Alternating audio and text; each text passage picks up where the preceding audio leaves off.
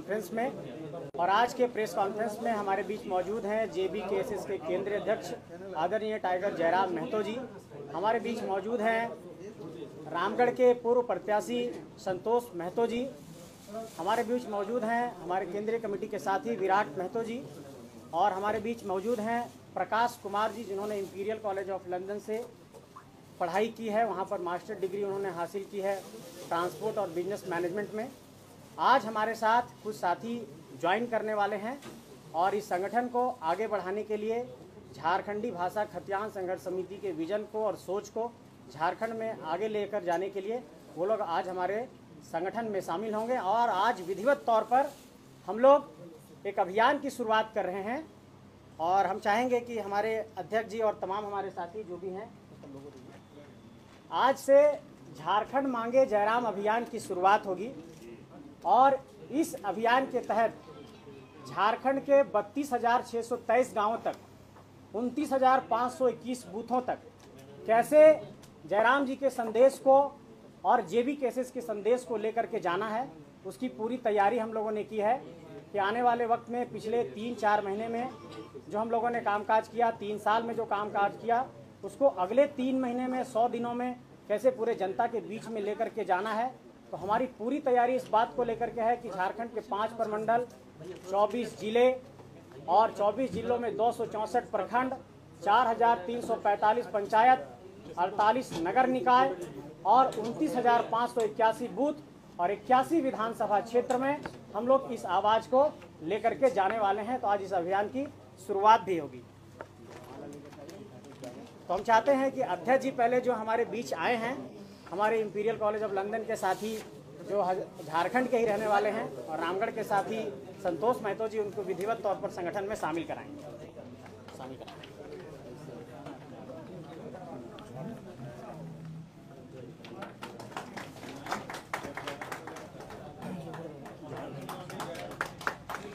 एक बार इसको सबको पकड़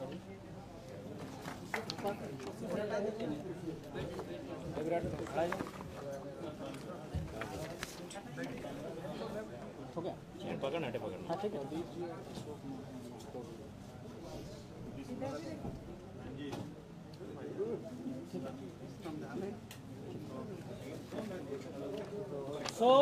मीडिया के साथियों को झारखंड मांगे जयराम अभियान का जो आधिकारिक हमारा प्लान है उसको हम आप लोगों को ब्रीफ करना चाहते हैं। और हम आप सबको ये बताना चाहते हैं कि ये 100 दिनों का अभियान होगा हमारा, जिसमें 30 लाख कार्यकर्ताओं को झारखंड के अंदर झारखंडी विचारधारा और जयराम जी के संदेश को लेकर हम लोग एंगेज करने की योजना पर काम कर रहे हैं। और इसमें देखिए, इसका एक हमारा मकसद है कि अगले 100 दिनों में 30 लाख कार्यकर्ताओं को कैसे एंगेज किया जाए और 3.25 करोड़ की आबादी तक इस संदेश को कैसे लेकर के जाया जाए, इसकी पूरी हम लोगों ने योजना तैयार की है। और इसका एक ही संदेश है कि झारखंड मांगे जयराम। और इस संदेश को झारखंड के एक हाउस होल्ड तक, एक घर तक पहुंचाने की हम लोगों ने योजना तैयार की है।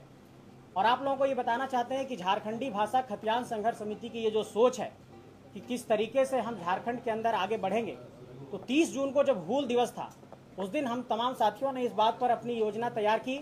और इससे पूर्व भी हम लोगों ने ये डिस्कशन किया था कि आगे हम लोगों को कुछ अभियान लॉन्च करना होगा ताकि जो बड़े राजनीतिक दल हैं उसके बीच में हम लोग अपनी जगह बना पाएं। तो हम लोगों ने झारखंड मांगे जयराम अभियान के माध्यम से ये लोगों को जोड़ने की कोशिश की है कि जो हमारी सोच है, जो हमारी विचारधारा है। और 30 जून हूल क्रांति का जिक्र इसलिए कर रहे हैं, आज इसकी आधिकारिक घोषणा हम लोग भले कर रहे हैं, लेकिन 30 जून को ही इसकी बुनियाद हम लोगों ने रखी, क्योंकि शोषण और जुल्म के खिलाफ 1855 में जो आंदोलन हुआ था सिद्धू कान्हू चांद भैरव के नेतृत्व में और फूलो झानो के नेतृत्व में, तो हम लोगों ने ये फैसला किया है कि हमारी भी लड़ाई शोषण और जुल्म के खिलाफ है। इसलिए सिद्धू कान्हू हूल क्रांति के नायक को याद करते हुए इस लड़ाई की हम लोग अभियान की शुरुआत कर रहे हैं। हम ये आपको बताना चाहते हैं कि हमारा ये पूरा अभियान झारखंड के 81 विधानसभा क्षेत्र में जाएगा, 24 जिलों में जाएगा, 5 प्रमंडल में जाएगा, 264 प्रखंडों में जाएगा, 4,345 पंचायतों तक जाएगी, 48 नगर निकाय तक जाएगा और 29,521 टोटल बूथ इस वक्त झारखंड में हैं। इन सभी 29,521 पोलिंग स्टेशन पर हम लोगों ने ये तैयारी की है कि कम से कम 100 परिवारों को हम अपने विचारधारा से जोड़ने की कोशिश करेंगे। और अगर एक बूथ पर हम 100 परिवार को जोड़ते हैं, एवरेज एक परिवार में 5 सदस्य मानते हैं, तो मतलब 500 लोगों को हम ये कोशिश कर रहे हैं कि एक बूथ पर हमारे 500 समर्थक तैयार हों या फिर 500 हमारे विचारधारा से प्रभावित होने वाले लोग तैयार हों। झारखंड के 32,623 गाँवों में जब इस आंदोलन को आवाज़ को हम लोगों ने पहुंचा दिया है तो ये बहुत ज़रूरी है कि बहुत ही सिस्टमेटिक वे में हम एक राजनीतिक दल के तौर पर जाएं, क्योंकि बहुत जल्द हम लोगों के पंजीकरण की भी प्रक्रिया पूरी हो जाएगी। एक बात हम ये बताना चाहते हैं आप सबको कि झारखंड में इस वक्त 22,33,738 मतदाता 2024 के लोकसभा के चुनाव के जो आंकड़े आए थे उसमें 22,33,738 मतदाता फर्स्ट टाइम वोटर्स बने हैं। ये जो फर्स्ट टाइम वोटर्स बने हैं इनको टारगेट करने के लिए हमने नौजवानों की जो अपनी टोली बनाई है, जो हमारे युवा टीम है वो इस पर काम करेगी, हमारी युवा मोर्चा की टीम इस पर काम करेगी कि जो फर्स्ट टाइम वोटर्स हैं, जिन्होंने पहली बार वोट किया, जो इस बात को समझते हैं कि झारखंड शोषण और जुल्म में है, उनको हम लोग अपने संगठन से प्राथमिकता के आधार पर जोड़ने की कोशिश करेंगे कि फर्स्ट टाइम वोटर्स हमारे साथ जुड़े रहें। दूसरी बात आप लोगों को ये बताना चाहते हैं कि झारखंड में जो फर्स्ट टाइम वोटर्स 22,33,738 बने हैं उसमें 11,39,960 महिला और 10,93,718 पुरुष है। इसका मतलब यह है कि 46,242 मतदाता झारखंड के अंदर फर्स्ट टाइम वोटर्स बनी है। मतलब महिला वोटरों की संख्या जो फर्स्ट टाइम है वो झारखंड में अधिक है। इसलिए हमारी जो महिला मोर्चा की टीम है वो महिलाओं को संगठन से जोड़ने के लिए काम करेगी। और इस वक्त झारखंड के अंदर 2,55,18,642 मतदाता हैं और इनमें 1,29,97,325 पुरुष मतदाता हैं और 1,25,20,910 महिला मतदाता हैं और 407 थर्ड जेंडर मतदाता हैं। तो हम महिला और पुरुष मतदाताओं तक अपनी पहुंच को बनाने के लिए झारखंड के अंदर जो स्वयं सहायता समूह है महिलाओं का, जैसे JSLPA जैसा संगठन है, महिलाओं का संगठन है, इनसे भी हम संपर्क स्थापित करेंगे। और आज जो हमारे साथ साथी ज्वाइन कर रहे हैं, इन साथियों को ऐसे और तमाम साथियों को जो इंजीनियरिंग बैकग्राउंड से हैं, जो टेक्निकल बैकग्राउंड से हैं, जो डेवलपमेंट सेक्टर से हैं, ऐसे लोगों को हम अपने संगठन से जोड़ने के काम करेंगे ताकि पॉलिसी और प्लानिंग, रिसर्च और डेवलपमेंट पर हम लोग एक नीति बना सकें। हम लोगों पर यह आरोप लगाया जाता है कि आप लोगों ने क्या रास्ता झारखंड को दिखाया है, क्या आपके पास कोई नीति है, कोई नियम है। तो हमारे साथ जो साथी जुड़ रहे हैं, जैसे हमारे साथी जो यहाँ पर बैठे हैं, इन्होंने दुनिया के 24 देशों में अलग अलग कंट्री को असिस्ट किया है। इन्होंने मॉरिशस में रेलवे को कैसे आगे बढ़ाया जाए उस पर काम किया है। और ये झारखंड के धनबाद के ही रहने वाले हैं, पिंडरा जोरा के रहने वाले हैं। हमारे साथी यहाँ पर देखिए ये भी काफ़ी क्वालिफाइड हैं, संतोष महतो जी। तो ऐसे तमाम साथी ज्वाइन कर रहे हैं और हम ये चाहते हैं कि झारखंड के यंग माइंड्स दुनिया के अलग अलग हिस्सों में अपना योगदान दे रहे हैं, वो लोग हमारे संगठन के साथ जुड़ें। और इस पूरे संगठन का जो स्वरूप है आप सब जानते हैं कि केंद्रीय कमेटी, जिला कमेटी, पंचायत कमेटी और बूथ कमेटी है। तो इस पर हम लोग लगातार काम करेंगे। संगठन का और भी जो गतिविधि है कि गांव स्तर पर हम लोग कैसे ले जाएंगे, इसमें हम लोग आगे क्या करेंगे, वो कुछ गोपनीय पार्ट है जो आप लोगों को समझ नहीं रह सकते हैं। लेकिन मूल बात यही है कि झारखंड मांगे जयराम की अभियान आज से शुरू हो चुकी है और इसकी शुरुआत के बाद हम लोग गांव-गांव इस अभियान को लेकर के जाएंगे और झारखंड के अंदर एक संदेश लेकर के जाएंगे कि किस तरीके से आदरणीय जयराम महतो जी को झारखंड का मुख्यमंत्री बनाना है और उसके लिए क्या कुछ किया जाना है। इस पहलू पर विचार होगा और इस पहलू को आगे बढ़ाने के लिए तमाम नए साथियों को, शिक्षित साथियों को संगठन से जोड़ने का काम होगा। उसी की कड़ी में आज 2 साथी भी हमारे संगठन को ज्वाइन कर रहे हैं। मैं चाहूँगा कि हमारे केंद्रीय अध्यक्ष टाइगर जयराम महतो जी आप सबों को आप संबोधित करें। बैठे करिए, हाँ, बैठ के करिए सुविधा।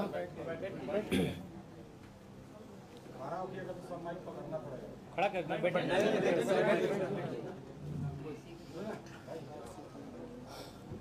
तो सबसे पहले राष्ट्र के लोकतंत्र के चौथे स्तंभ तमाम मीडिया बंधुगण, मीडिया से जुड़े हुए बहनीगण, आप सभी का इस प्रेस कॉन्फ्रेंस हॉल में अभिनंदन है, आभार है।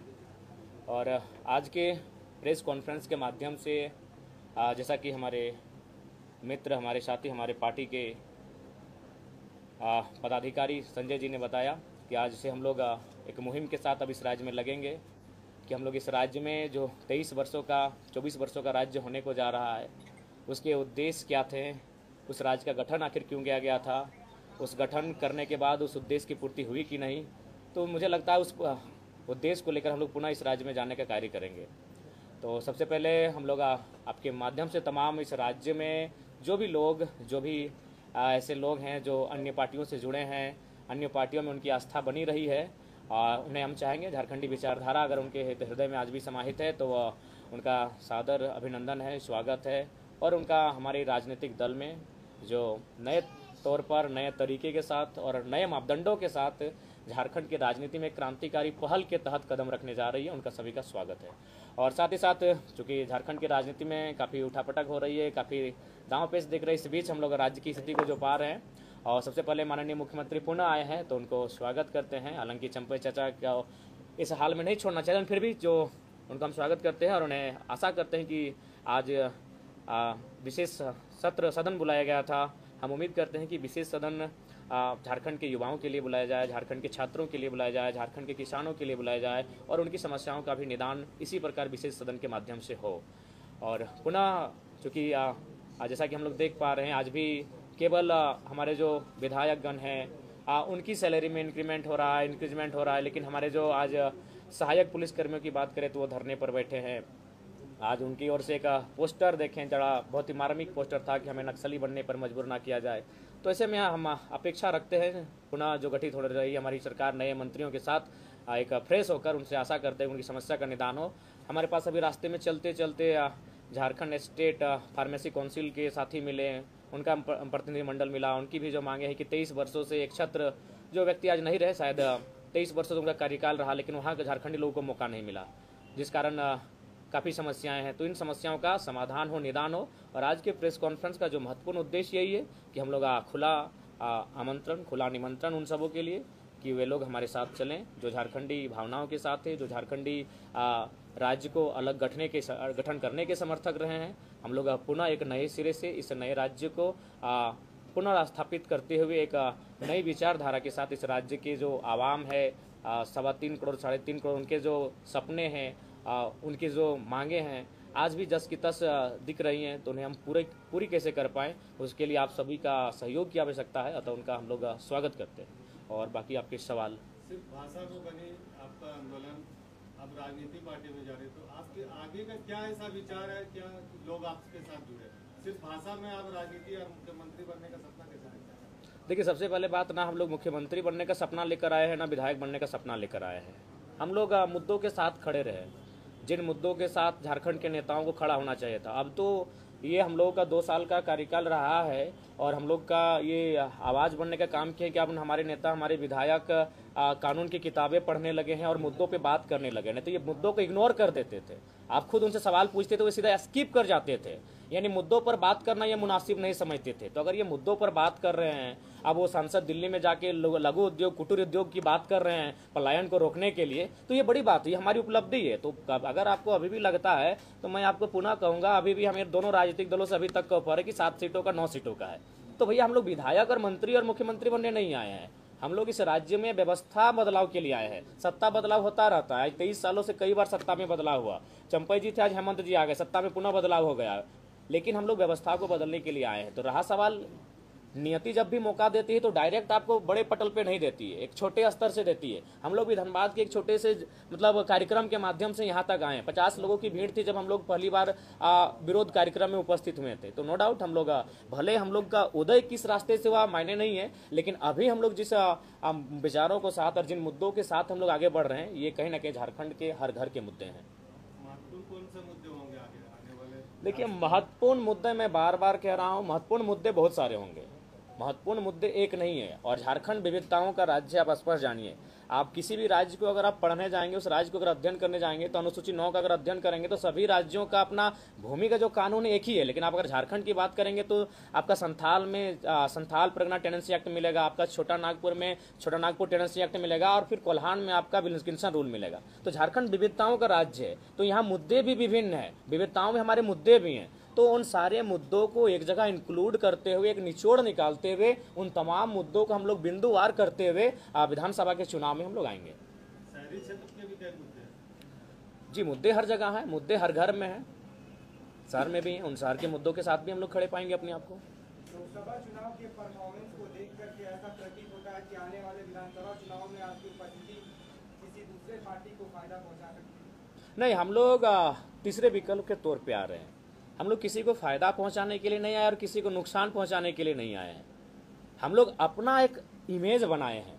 और मैंने तो स्पष्ट कहा कि देखिए, इससे पहले जो वोटिंग होता था इंडिया और एनडीए, तो आज भी अगर आप रांची की ही बात कर लीजिए, रांची के जो भी 2 प्रत्याशी हैं, नाम ही ले लेता हूं, संजय सेठ जी, ईमानदारी से अगर कितने लोग हैं जो उनको मतलब चाहते हैं कि वो एज ए सांसद रिप्रेजेंट करे। लोगों ने इसलिए वोट दिया क्योंकि वो भारतीय जनता पार्टी से आए थे।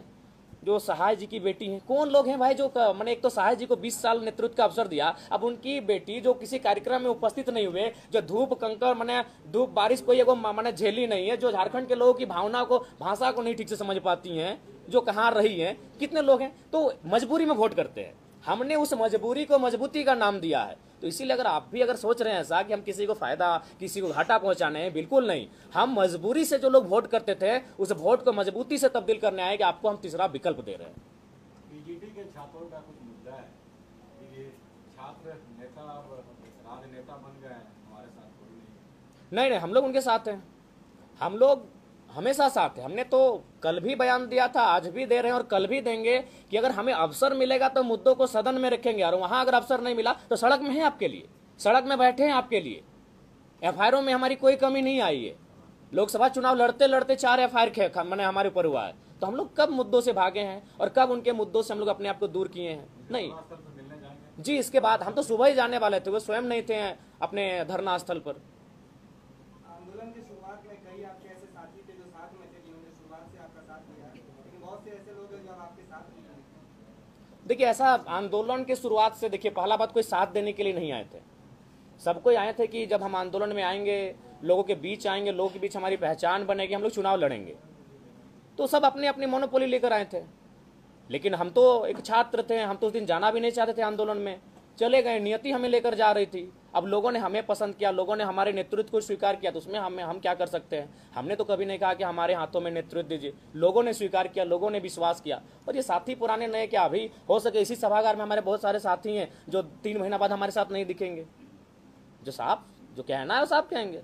शुरू से ही आंदोलनों के पीछे आपकी राजनीतिक महत्वाकांक्षा नहीं, बिल्कुल नहीं। अगर आप हैं तो प्रमाणित कीजिए। हमने तो कभी राजनीतिक महत्वाकांक्षा नहीं। अच्छा, अगर है तो हम आपको, चलिए हम आपको 10 लाख रुपया देते हैं, आप एक नेता बना दीजिए। तो 10 लाख रुपया दे रहे, 1 करोड़ रुपया दे रहे हैं, किसी भीड़ सजाइए और किसी कॉलेज के पढ़ने वाले नेता को सीएम के रूप में फेस करवा दीजिए। सर, बोलना आसान है, नेता बन जाएगा रातों रात, इतना आसान चीज है? उसके लिए लड़ना पड़ता है, उसके लिए कलेजा चाहिए, जिगर चाहिए, बात करना होता है बीसीसीएल के खिलाफ, धरना देना पड़ता है, केस खाना पड़ता है। नेता ऐसे बनता है? 10 लाख दें आपको, नेता बना दीजिए। जयराम जी, आप 50-55 सीट पर आगामी विधानसभा चुनाव में लड़ने वाले हैं। ऐसे में अगर चुनाव में अगर किसी भी पार्टी को बहुमत नहीं आती है, तब जेबी केसस और मुड़ सकता है। देखिए, ये रायशुमारी ली जाएगी, क्योंकि आप पूरे 81 सीट पे तो लड़ नहीं रहे हैं। नहीं, किसने कहा 81 सीट पे हम नहीं लड़ रहे हैं? पिछले प्रेस कॉन्फ्रेंस हमने क्या कहा था? पहला बात, आप लोग हर चीज को आप ले लेते हैं एकदम। हमने क्या था अनुमान? हमने क्या कहा था? हम लोग 8 लोकसभा लड़े हैं, 8 6 48 होता है, चतरा और झारखंड में 5-5 सीटें, यानी 46 तो लड़ेंगे ही लड़ेंगे। जहां लोकसभा लड़े हैं वहां विधानसभा लड़ेंगे ही लड़ेंगे। हम लोग जमशेदपुर नहीं लड़े थे, गोड्डा नहीं लड़े थे, पलामू में नहीं लड़े थे। हम ये आपको बता रहे थे कि अनुमान हम लोग 55 तक जा रहे हैं। अब हमने ये कहा था कि अनुमान, तो अगर समय बीतता जाएगा, हम लोग आगे बढ़ते जाएंगे, 81 को टच करेंगे, उसमें क्या हर्ज है? जयराम जी, अगर आपको किंग मेकर बनने का मौका मिलता है तो वैचारिक तौर पर आप किसके नजदीक होंगे, एनडीए या इंडिया? देखिए, हमें लगता है उस समय रायशुमारी ही होगी। वैचारिक रूप किसी का नहीं होता है। पहला बात है कि जो पार्टी होती है ना, पार्टी निर्जीव होती है। वर्तमान उस समय पार्टी को चलाने वाले नेता उसको जीवित रखते हैं। तो आज अगर मान के चलिए हेमंत के हाथों में जेएमएम की बागडोर है, कल किसी और के हाथों में, जैसे बीजेपी की जो बागडोर जिनके हाथों में, अभी भी मान के चलिए, देखिए जब बीजेपी को लोग याद करते हैं अटल जी को और मोदी से तुलना करते हैं, तो अटल जी को कहते हैं कि नहीं वो सबको लेकर चलने वाले लोग थे, इस तरह का उनके साथ माहौल नहीं था। यही पार्टी थी, इसी पार्टी के नेता थे। तो पार्टी निर्जीव है, उस पार्टी के नेता उस पार्टी को जीवंत करते हैं। तो उस समय अगर किसी भी पार्टी में अगर विचारधारा मिलने वाले लोग आएंगे, अगर वे आगे आकर अगुवाई करेंगे, तो हम लोग बैठेंगे, बैठने में कोई आपत्ति नहीं है। व्यक्तिगत विचारधारा मैटर करेगा नेताओं का? जी बिल्कुल। पार्टी की कोई विचारधारा नहीं होती है। पार्टी की विचारधारा को नेता ही जीवित करते हैं। पार्टी की विचारधारा किताबों में रह जाती है। ठीक है, तो मैं ये चाहता हूं कि जो आज हमारे साथ संगठन में ज्वाइन किए हैं संतोष महतो जी और प्रकाश कुमार जी, तो संतोष जी, मैं चाहूँगा कि आप संगठन के संदर्भ में मीडिया के साथियों को कुछ करें।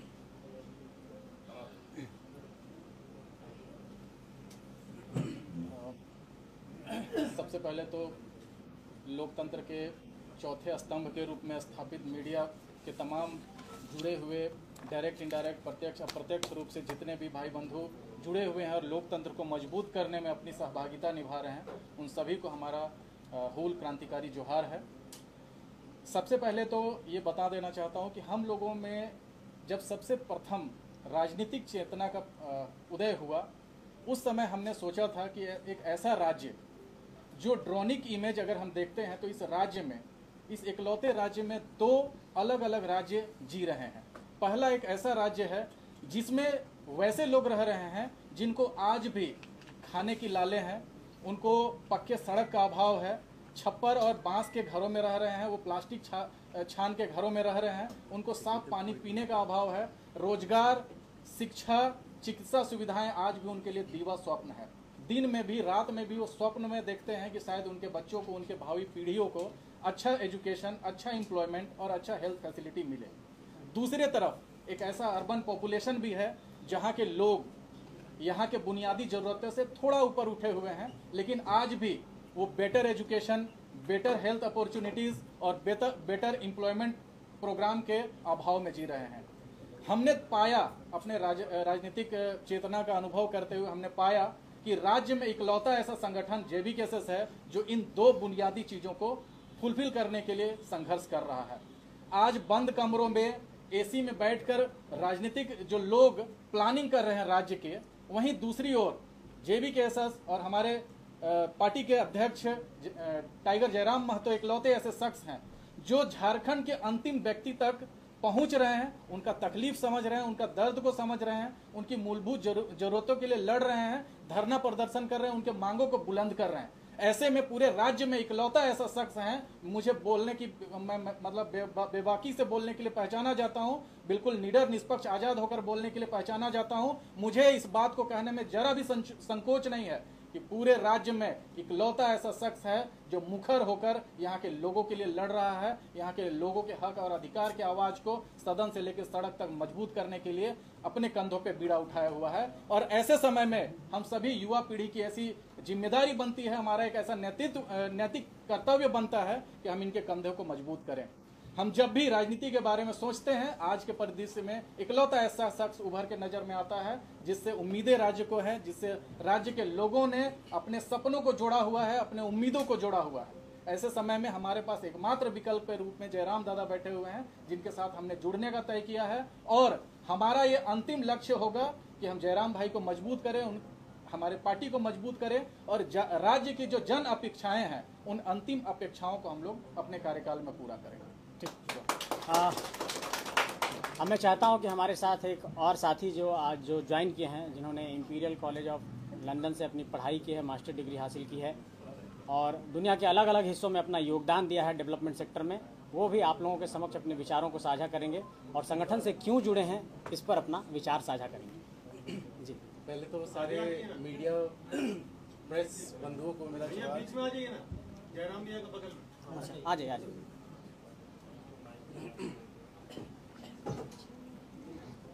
पहले तो मीडिया के सभी साथियों को और जो लोग भी यहाँ हैं सबको मेरा जोहार। मैं प्रॉपर झारखंड से ही हूँ और जैसा संजय जी ने पहले बताया कि मेरा सिविल इंजीनियरिंग मेरा बैकग्राउंड है। इंपीरियल कॉलेज लंदन से मेरा मास्टर्स डिग्री है, वो भी जीवनिंग स्कॉलरशिप पे। और इतने साल से 18-19 वर्षों से जो मेरा भी अनुभव रहा है हर जगह पे कार्य करने का, तो जब भी जैसे चाहे बॉम्बे में मेट्रो में काम कर रहा हूँ इस वक्त, उसके पहले मैंने लखनऊ में, कोचिन में, अहमदाबाद में और अलग अलग शहरों में काम किया, अलग अलग देशों में काम किया। मेरी लास्ट पोस्टिंग मॉरिशस में थी, जहाँ पे लाइट रेलवे प्रोजेक्ट के इम्प्लीमेंटेशन पे मैंने काम किया था। तो जब इन सारे शहरों में इतना काम करने के बाद वापस लौटता हूँ हमारे झारखंड में, तो लगता है कि यहाँ के लिए क्या कर रहा हूँ, यहाँ के लिए कुछ भी नहीं कर पा रहा। तो मॉरिशस से वापस आने के बाद मैंने प्रण कर लिया था कि मैं रहूँगा झारखंड में, करना यहाँ के लिए ही है। मेरा ऑफिस, सारा काम, सब कुछ है। बट जब तक आपके पास वो रिसोर्सेज, वो संसाधन नहीं होता है जो एक शहर को, एक राज्य को चाहिए, वो आप नहीं दे पाएंगे। तो कोई भी सत्ता पे बैठा हो, कहीं भी बैठा हो, कुछ नहीं कर सकते। तो मैंने बहुत सारे प्रपोजल्स बनाए, मैं बहुत लोगों से मिला पिछले 2 साल 3 सालों में।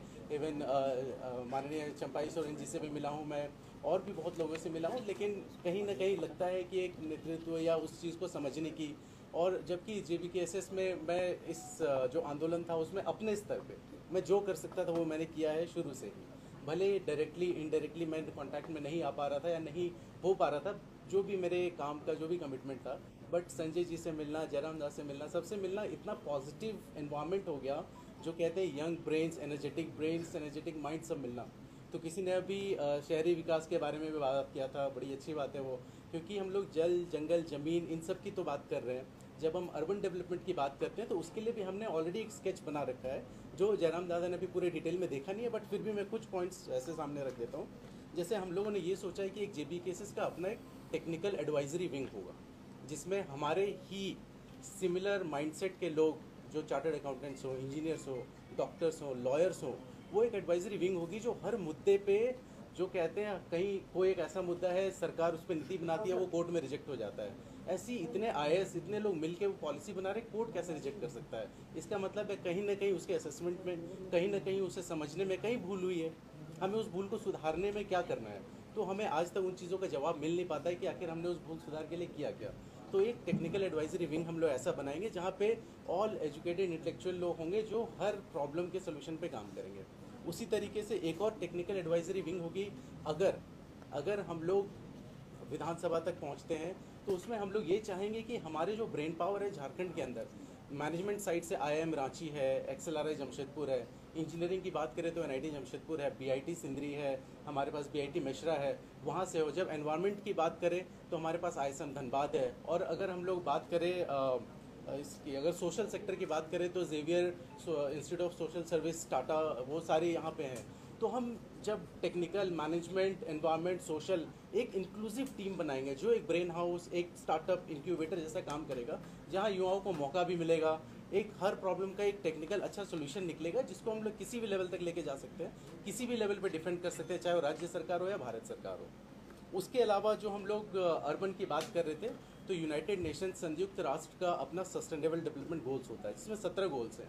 अगर आपने उन 17 गोल्स पे काम करना शुरू किया तो शहर अपने आप सस्टेनेबल बनने लगता है। तो हमारा ये इंटेंशन है, हम लोग की ये उम्मीदें हैं कि अगर हम लोग कोई भी, चाहे कोई 1 बने, 2 बने, 3 बने, आपके पास पावर नहीं, आप कुछ नहीं कर सकते। जो भी अपने क्षेत्र का विधायक होगा वो अपने क्षेत्र में सस्टेनेबल डेवलपमेंट गोल्स पे काम करना शुरू करेगा, अपने आप डेवलपमेंट होने लग जाएगा। उसके लिए मापदंड बने हुए हैं, आपको कुछ नया नहीं करना।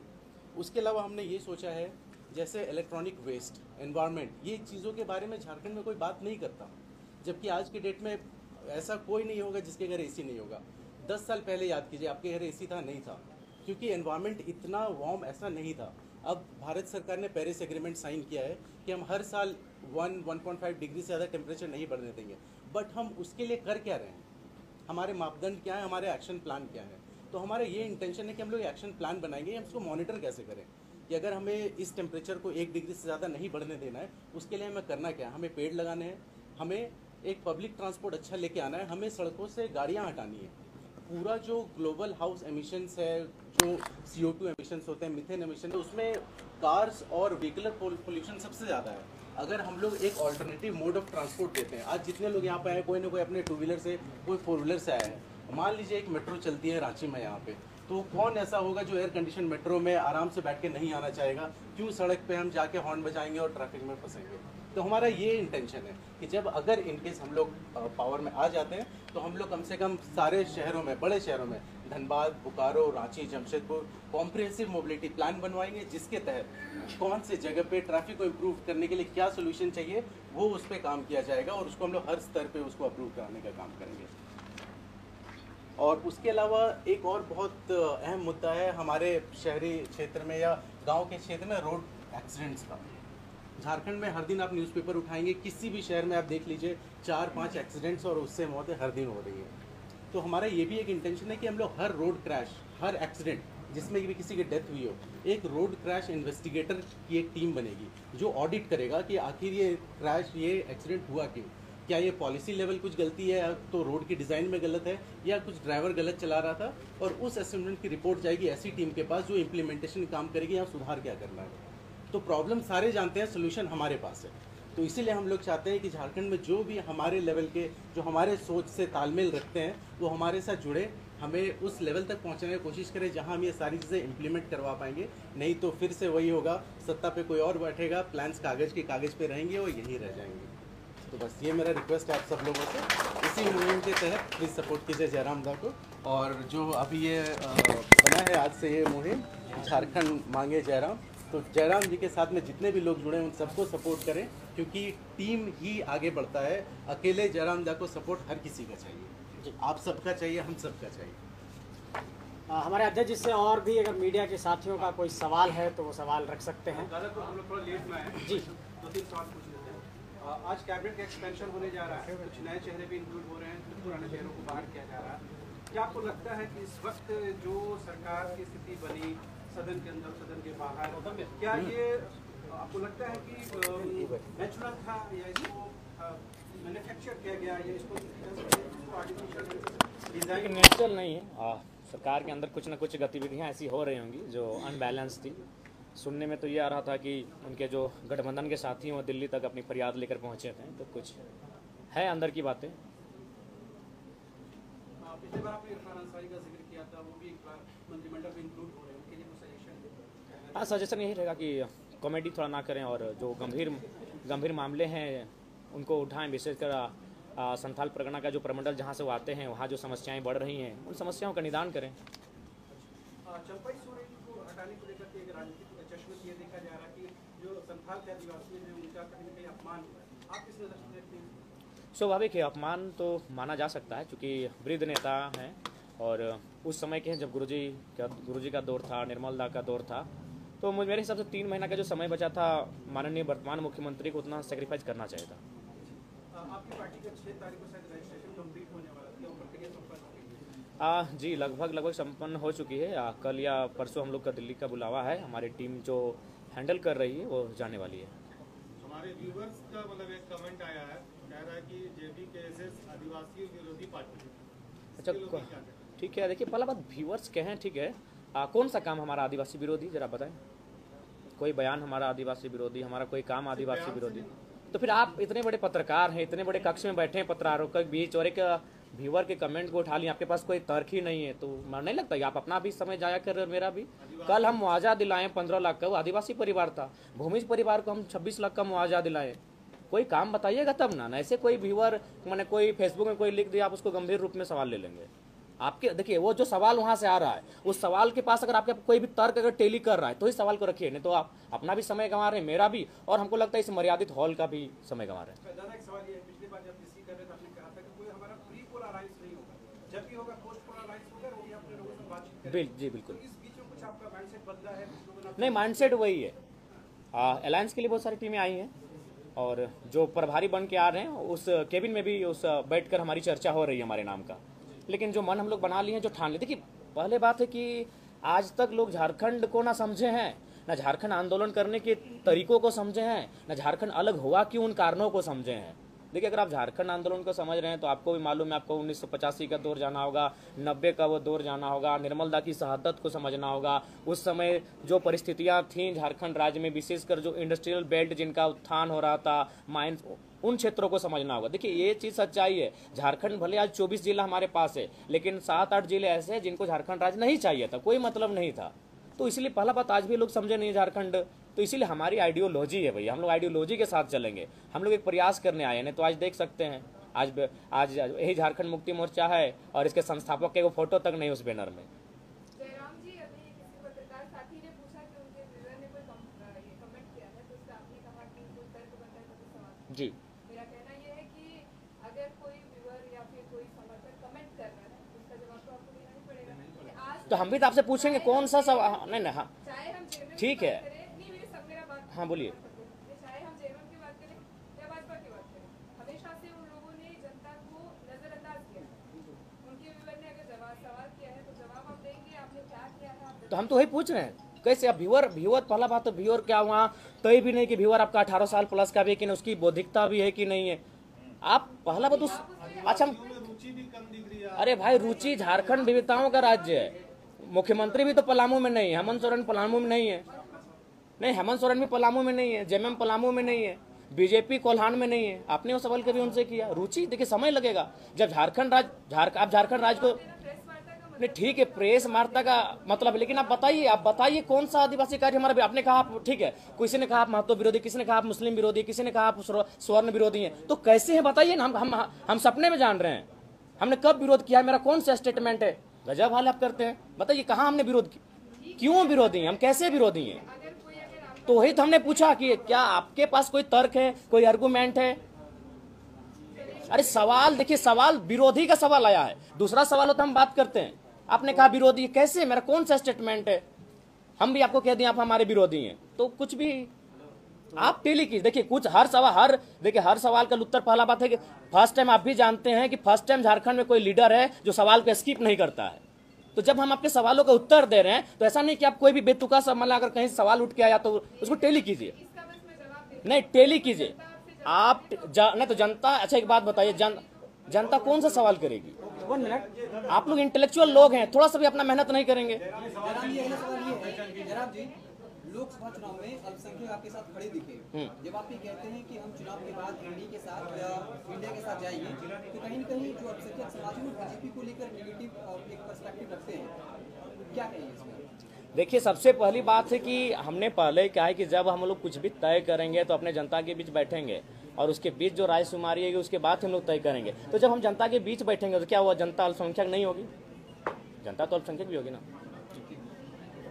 मैं आंदोलन हाँ 2500 की संख्या साहित्य कर दी है। आज लोगों की हालत देखिए, आप आँख में आंसू आ जाएंगे। उन्होंने अपना वर्दी बदल करके विधानसभा के अंदर परिसर के अंदर गए, अपनी वर्दी को चेंज किया, रोना धोना किया, सिर्फ उनको मौखिक आश्वासन मिला। आप क्या इन लोगों को कोई आश्वासन, नैतिक समर्थन वगैरह है कि? देखिए संजय जी गए थे, हमारे तमाम साथी जा रहे हैं, उनके साथ समर्थन दे रहे हैं। हम भी सुबह जाने वाले थे तो उन्होंने खुद कहा कि हम नहीं है, तो जाएंगे, इसके बाद जाएंगे।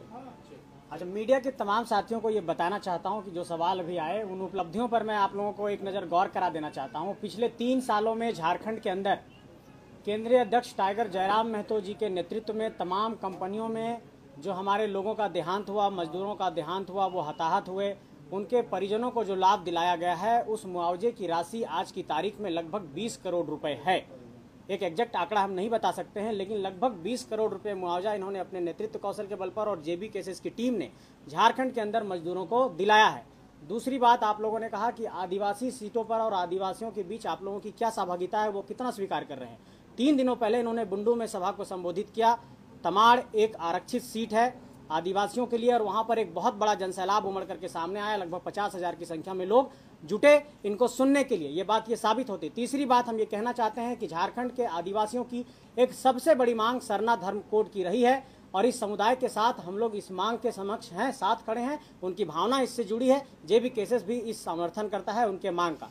तीसरी बात ये कहना चाहते हैं कि विस्थापन, पुनर्वास, नियोजन, पलायन, बेरोजगारी, पेपर लीक, इन तमाम मसलों पर हम लोगों की जो मुद्दों की लड़ाई है उन्हीं मुद्दों पर ये लड़ाई लड़ी जाएगी। झारखंड का स्थानीयता नियोजन वही रहेगा और झारखंड मांगे जयराम अभियान के तहत झारखंड के 81 विधानसभा क्षेत्र, 5 प्रमंडल, 24 जिले, 4,345 पंचायत, 264 प्रखंड और 48 नगर निकाय और 32,623 गांव और 29,521 पोलिंग स्टेशन तक हम लोग पहुंचेंगे और झारखंड में एक इतिहास बनाएंगे। कुर्मी समाज का भी मांग है कि आदिवासी सूची में शामिल किया जाए, आपका क्या स्टैंड है? देखिए हमने स्पष्ट कहा है कि जब हम लोग सदन में आएंगे, देखिए जहाँ समस्या है समाधान वही है। और जहाँ तक कुर्मी समुदाय का मांग है ये आज का नहीं है, जब हमारा जन्म नहीं हुआ था, हमारे पिताजी का जन्म नहीं हुआ था, जब से 1950 में बगैर नोटिफिकेशन के उनको शेड्यूल ट्राइब, जो उस समय प्रिमिटिव ट्राइब होता था, वर्जिन उसके नाम से, उस समय शेड्यूल ट्राइब नाम नहीं था, तो उस समय हम लोग सूचीबद्ध थे, बाकायदा हमारा CNT में सारी चीज़ें आ रहा। ऐसा नहीं आज आप आदिवासियों के पीछे हम लोग, ऐसा बात नहीं, हम लोग दूर में रहते हैं। उनका भी कहना भाई आप ट्राइब हैं, कौन कह रहा है कि आप ट्राइब नहीं, बस शेड्यूल मत है। उनको इस बात का डर है कि जो 26% का रिजर्वेशन है उसमें उनको लग रहा है कि मतलब हम लोग का मैंने आपकी एंट्री होगी तो हमें हमारा हक अधिकार वंचित होगा। तो उस पर हमने स्पष्ट कहा है कि इसी देश में 2016 से पहले कोई ऐसी व्यवस्था नहीं थी कि जो लोग रिजर्वेशन का लाभ नहीं ले रहे हैं वे लोग आएंगे, लेकिन अचानक 2016 में एक बिल आता है EWS के नाम से, पूरा देश उसे स्वीकार भी करता है। तो मेरे कहने का तात्पर्य पहला बात है कि इस माइंड से आपको देखना होगा कि हमारी जो मांगे है वो आरक्षण की नहीं, वो संरक्षण की है। इसलिए संरक्षण की मांगे हैं कि हमारा जो कौम है उस कौम का उत्पत्ति हुआ है कुड़ुम शब्द से, कुड़ुम यानी कुड़मी, तो हम लोग का संबंध है कोड़ना, कोड़ना यानी मिट्टी। तो आज अगर सबसे ज्यादा अगर आप बात करें झारखंड में अगर ज़मीन किसी उद्योग धंधे में, माइंस में गया है तो नो डाउट हमारे कौम का गया है। क्यों गया है? इसी कारण कि उनको नोटिफिकेशन के बिना इसीलिए हटाया गया था। मैं आपको एक तर्क फिर दे रहा हूँ। 1907 में जब 1908 में जब सीएनटी कानून बना, चूंकि 1907 में आपका टाटा जमशेदपुर का स्थापना हुआ, भारी मात्रा में जमीनें ली गई, और जब तक 1950 का नोटिफिकेशन नहीं आया था तब तक फिर झारखंड में जमीन का लूट खसोट नहीं हुआ था। लेकिन जैसे फिर 1950 में उनको नोटिफिकेशन से बाहर किया गया, सिंदरी कारखाना लगता है, बीएसएल लगता है, और ऐसे अनगिनत कारखाने झारखंड में लगते हैं। शायद एचईसी भी उसी पीरियड का होता है, हिंडाल्को उसी पीरियड का होता है।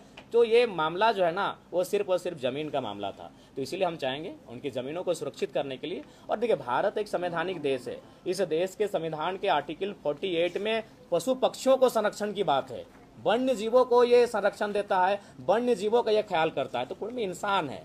एक ऐसा रूल लेके आए, ऐसा विकल्प लेकर आए, एक ऐसा कॉलम लेकर आए कि विवाद ना हो, इनका विवाद ना हो और इनका सम्मान भी बच जाए, इनका अधिकार भी बच जाए, संरक्षण मिल जाए। तो हमने तो स्पष्ट कहा है कि हम लोग जब जाएंगे तो एक जिस प्रकार से एक नया अचानक EWS का कानून आया, हम लोग एक न्यू कोई कॉलम लेकर आएंगे और ये विवाद का समाधान करेंगे।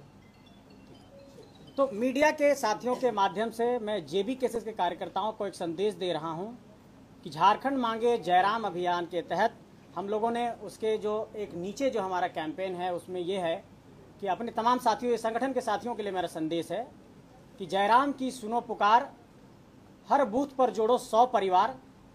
झारखंड मांगे जयराम अभियान के तहत इसी नारे के साथ हम लोग मैदान में जाने वाले हैं और ये हमारा नारा पूरे झारखंड के गांव-गांव तक पहुंचेगा।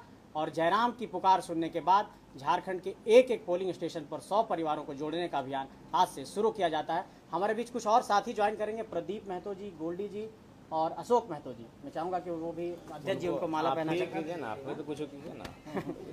ठीक, आइए और कोनो सवाल हो? आइए।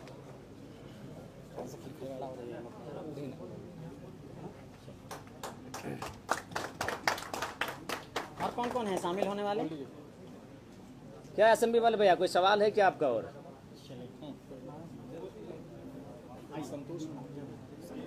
संतोष महतो जी, आ जाइए आप भी। हाँ, जो शामिल होने वाले हमारे साथी हैं आज संगठन में जो शामिल हो रहे हैं सभी लोग आ जाइए। शशिकांत मिश्रा, शशिकांत जी भी आ जाइए।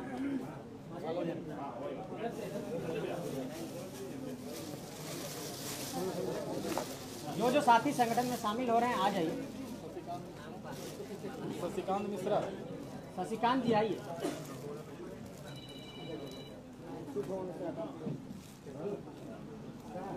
बहुत स्वागत है आपका। हरीश शर्मा,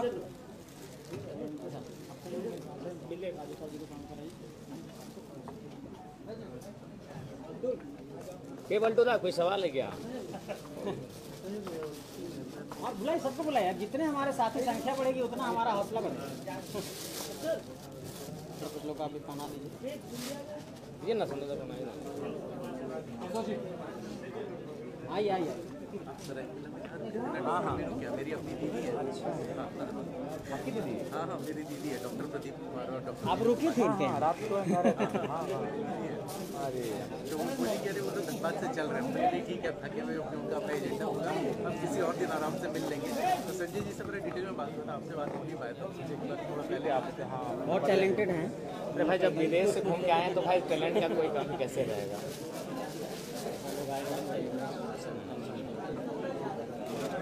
एक कॉपी अपने साथ रखें। पिंडरा जो कौन नाम?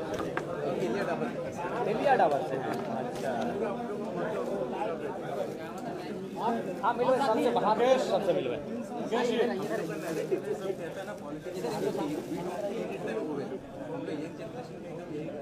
सबको इस संगठन से जुड़ के काम करें।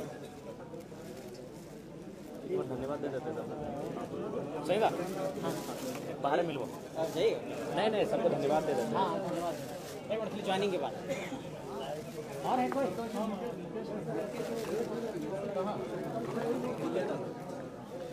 हो गया, ज्वाइनिंग हो गया।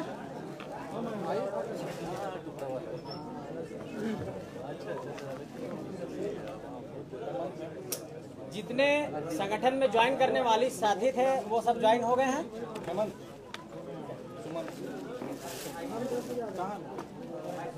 मुकेश जी, आप हो गया ना? चलिए मीडिया के साथियों को थैंक्स कहेंगे हमारे अध्यक्ष जी। अरे कहा गस का रहा लिया ठीक है तो हो गया। Keep silence please. आपके सवाल लगभग समाप्त हो चुके हैं और यदि हैं तो ठीक है, नहीं तो फिर पुनः आपसे तो मुलाकात होती रहेगी। और हमें नहीं लगता है आप किसी राज्य को बनाइए या किसी देश को बनाइए बिना मीडिया और बिना एक सवाल और लेते हैं। भाजपा से पूछा गया 2 मुद्दे, एक रोजगार का, एक बांग्लादेशी घुसपैठ का। जी जी कौन सा बड़ा मुद्दा है? उन्होंने कहा कि पहले आदिवासियों का अस्तित्व महत्वपूर्ण है, इसलिए घुसपैठ का मसला जो है वो बड़ा है, आदिवासियों के अस्तित्व का मसला दोनों मुद्दे बड़े हैं। पर आप क्या सोचते हैं? दोनों मुद्दे बड़े हैं बिल्कुल। ये राज्य हमारा अलग इसीलिए हुआ है, यहाँ के राज्यवासियों के लिए हुआ है, अतः यहाँ किसी प्रकार से कोई घुसपैठ ना हो उसके लिए जो केंद्र में बैठी है, क्योंकि अगर अन्य देशों से लोग आ रहे हैं तो सेंट्रल का विषय है, वो कानून करे, तमाम बॉर्डरों में उनके लोग तैनात, माने उनकी पुलिस तैनात होती है, तो ये उनका विषय है, उन्हें रोकना चाहिए। बिल्कुल हम लोग इस राज्य को, इस राज्यवासियों के हक अधिकार को अगर नहीं छीना जाए तो मैं अन्य राज्यों के अलावा जो अन्य देशों से यहाँ लोग प्रवेश कर रहे हैं बिल्कुल उनमें नजर रखा जाए। क्या विधानसभा चुनाव में आप रोजगार को एक बड़ा मसला बनाने जा रहे हैं? देखिए रोजगार तो हम लोग चुनाव लड़ने से पहले ही हम लोग अपने इसको बड़ा मसला बना के रखे हैं। रोजगार पे हम लोग मुखर होकर बोले हैं, लड़े हैं और काम भी किए हैं रोजगार के मुद्दों पर।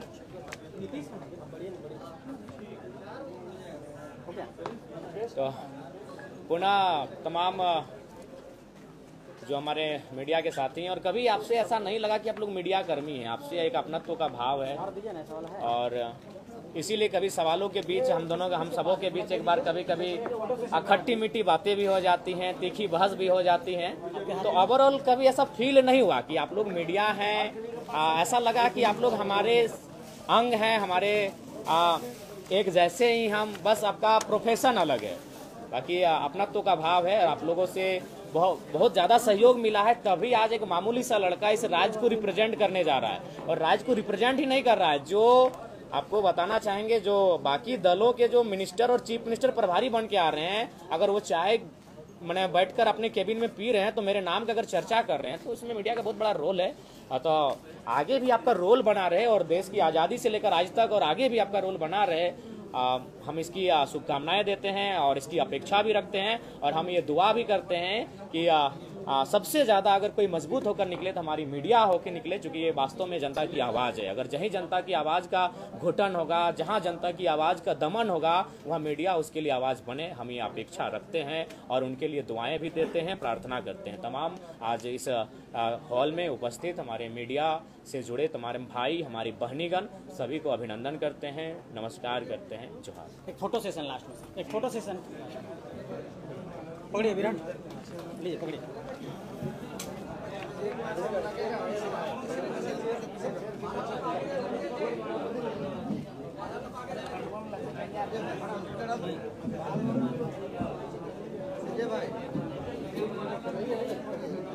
बढ़िया से फोटो ऑफिशियल है।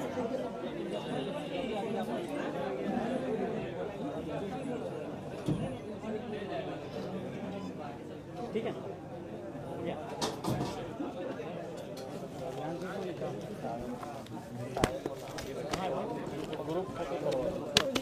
ग्रुप नीचे